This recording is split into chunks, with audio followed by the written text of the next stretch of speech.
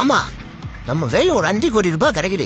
கிடைச்சா என்ன பண்ணலாம்? இந்த சரியான பிளான் ஒண்ணு இருக்கு. ஒரு 1.5 கோடி ரூபாய்க்கு பெரிய பங்களா ஒண்ணு வாங்கிட்டு, ஒரு 50 லட்ச ரூபாய்க்கு ஒரு காரை வாங்கிட்டு, ஒரு 1 கோடி ரூபாய் தாங் தூங்க கல்யாணம் பண்ணி முடிச்சுட்டு, மீதி இருக்க 2 கோடியை பேங்க் பேலன்ஸ்ல போட்டு வர வட்டி காசுல சாப்பிட்டு அப்படியே செட்டில் ஆயிட வேண்டியதுதான். நாங்க 2 பேரும் கல்யாணத்துல சாத்துக்குடி போய் போடணும்.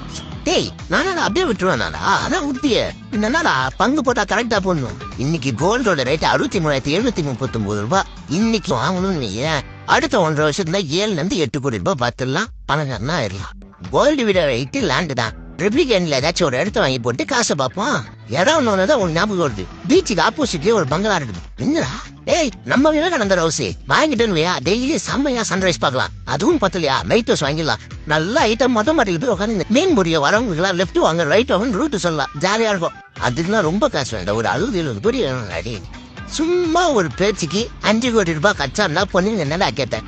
இவன் நாடா அவன் குடும்பத்தெல்லாம் செட்டில் பண்ணிட்டு கல்யாணம் பண்ணிட்டு நம்ம 2 பேரும் ஏமாத்திடணும்னு சுயநலமா யோசிக்கிறான்.